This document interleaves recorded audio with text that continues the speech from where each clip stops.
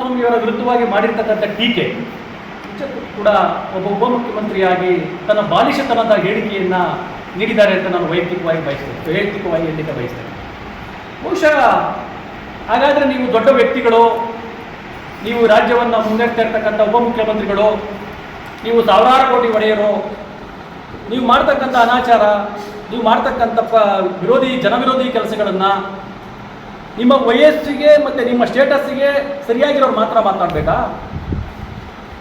ಬೇರೆ ಯಾರು ಮಾತನಾಡಬಾರ್ದಾ? ಜನಸಾಮಾನ್ಯರು ಮಾತನಾಡಬಾರ್ದಾ ನಿಮ್ಮ ಬಗ್ಗೆ? ಇದು ಪ್ರಜಾಪ್ರಭುತ್ವ ಸ್ವಾಮಿ. ಪ್ರಜಾಪ್ರಭುತ್ವ ವ್ಯವಸ್ಥೆಯಲ್ಲಿ ಪ್ರಭುತ್ವ ಏನು ತಪ್ಪು ಮಾಡಿದಾಗ ಪ್ರಭುತ್ವವನ್ನು ಪ್ರಶ್ನೆ ಮಾಡ್ತಕ್ಕಂಥ ಅಧಿಕಾರ ಈ ರಾಜ್ಯದ ಎಲ್ಲ ನಾಗರಿಕರು ಕೂಡ ಇದೆ. ನಿಜ, ನಿಖಿಲ್ ಕುಮಾರಸ್ವಾಮಿ ಅವರಿಗೆ ನಿಮ್ಮಂಥ ಅಕ್ರಮ ಚುನಾವಣೆಗಳನ್ನು ಮಾಡಿ ಅವ್ರಿಗೆ ಸ್ಟೇಟಸ್ ಇಲ್ಲ, ಪಾಪ ಒಪ್ಕೊಳ್ತೀನಿ. ಚುನಾವಣೆಯಲ್ಲಿ ಅವರಿಗಿರ್ತಕ್ಕಂಥ ಸ್ಟೇಟಸ್ಸು ಕುಮಾರಸ್ವಾಮಿ ಅವ್ರ ಮನೆಯಲ್ಲಿದ್ದರೆ ಬೆಳಗ್ಗೆ ಹೋದರೆ 500ರಿಂದ 600 ಜನ ಈ ರಾಜ್ಯದ ಬಡವರು, ಈ ರಾಜ್ಯದ ರೈತರು, ಈ ರಾಜ್ಯದ ಅಂಗವಿಕಲರು, ಈ ರಾಜ್ಯದಲ್ಲಿ ಆಸ್ಪತ್ರೆಗಳ ಬಿಲ್ಲನ್ನು ಕಟ್ಟದೇ ಇರತಕ್ಕಂಥ ಬಡವರು ಹೋಗಿ ಅವ್ರ ಮನೆ ಮುಂದೆ ಕಾಯ್ತಾ ಇರ್ತಾರಲ್ಲ, ತನ್ನ ಸಹಾಯ ಬೇಕಣ್ಣ, ಸಹಾಯ ಮಾಡೋಣ ಅಂತ. ಅದೇ ನಿಖಿಲ್ ಕುಮಾರಸ್ವಾಮಿ ಅವರ ಕುಟುಂಬದ ಸ್ಟೇಟಸ್ಸು. ಆ ಸ್ಟೇಟಸ್ಸಿಂದಲೇ ಅವರು ರಾಜಕಾರಣ ಮಾಡ್ತಾ ಇರೋದು. ಯಾವುದೇ ಭ್ರಷ್ಟಾಚಾರ ಮಾಡಿ ರಾಜಕಾರಣ ಮಾಡ್ತಾ ಇಲ್ಲ, ನಿಮಗೆ ಗೂಂಡಾಗಿರಿ ಮಾಡಿ ರಾಜಕಾರಣ ಮಾಡ್ತಾ ಇಲ್ಲ. ಡಿ ಕೆ ಶಿವಕುಮಾರ್ ಅವರೇ, ನಿಮ್ಮನ್ನೇ ಪ್ರಶ್ನೆ ಮಾಡೋದಲ್ಲ, ಈ ದೇಶದ ಅತ್ಯುನ್ನತವಾಗಿರ್ತಕ್ಕಂಥ ಪ್ರಧಾನಿಯನ್ನು ಕೂಡ ಒಬ್ಬ ಸಾಮಾನ್ಯ ನಾಗರಿಕ ಪ್ರಶ್ನೆ ಮಾಡ್ತಕ್ಕಂಥ ಹಕ್ಕನ್ನು ಉಳಿಸ್ಕೊಂಡಿದ್ದಾನೆ ಪ್ರಜಾಪ್ರಭುತ್ವ ವ್ಯವಸ್ಥೆಯಲ್ಲಿ. ನಿಮ್ಮ ಅಧಿಕಾರದ ಅಹಮ್ಮು ಇದೆಲ್ಲವೂ ಕೂಡ ನೋಡಿದ್ದೀವಿ ನಾವು. ಯಾರಿಗೂ ಅಧಿಕಾರ ಶಾಶ್ವತ ಅಲ್ಲ. ಬಹುಶಃ ಮುಂದೆ ಆದರೂ ಕೂಡ ಡಿ ಕೆ ಶಿವಕುಮಾರ್ ಅವರು ತಮ್ಮ ಹೇಳಿಕೆಗಳನ್ನು ಯಾರಾದರೂ ಕೂಡ ಒಬ್ಬ ಲೀಗಲ್ ಅಡ್ವೈಸರ್ ಇಟ್ಕೋಬೇಕು, ಇಲ್ಲಾಂದರೆ ರಾಜಕೀಯ ಕಾರ್ಯದರ್ಶಿ ಇಟ್ಕೋಬೇಕು. ನಾನು ಯಾವ ರೀತಿ ಮಾತಾಡಬೇಕು, ಏನ್ರಿ ಒಬ್ಬ ಉಪಮುಖ್ಯಮಂತ್ರಿಯಾಗಿ ತುಮಕೂರು ಸಾಧನಾ ಸಮಾವೇಶದಲ್ಲಿ ಮಾತನಾಡ್ತಾರೆ, ಏನು ಅರಿತೀನಿ ಏನ್ರಿ ಅದು ಭಾಷೆ?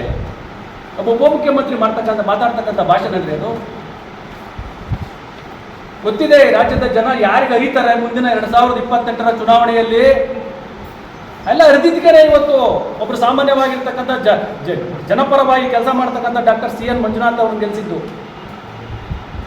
ಅದು ಗೊತ್ತು ಜನರಿಗೆ, ಅರಿಯೋದು. ಇದು ಒಬ್ಬ ಉಪಮುಖ್ಯಮಂತ್ರಿಯಾಗಿ ರಾಜಕೀಯದ ಅನುಭವ ಇರತಕ್ಕಂಥ ಒಬ್ಬ ವ್ಯಕ್ತಿ ವೇದಿಕೆಗಳ ಮೇಲೆ ಮಾತನಾಡ್ತಕ್ಕಂಥ ಮಾತಲ್ಲ ಅದು. ಸೌಜನ್ಯ ಇಟ್ಕೊಬೇಕು, ಒಂದು ಗಂಭೀರತೆ ಇರಬೇಕು. ಅಲ್ಲಿಗೆ ನಮ್ಮ ಸ್ಟೇಟಸ್ ಇದ್ರೆ ಮಾತ್ರ ನಾವು ಮಾತಾಡಬೇಕಾ?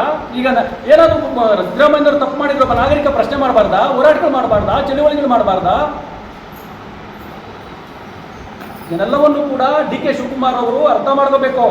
ಅಧಿಕಾರ ಯಾರಿಗೂ ಶಾಶ್ವತ ಅಲ್ಲ. ಡಿ ಕೆ ಶಿವಕುಮಾರ್ ಅವರೇ, ಮುಂದಿನ ದಿನಗಳಲ್ಲಿ ನೀವು ಕೂಡ ವಿರೋಧ ಪಕ್ಷದಲ್ಲಿ ಕೂತಾಗ ಅದೇ ವ್ಯವಸ್ಥೆ ಬರುತ್ತೆ.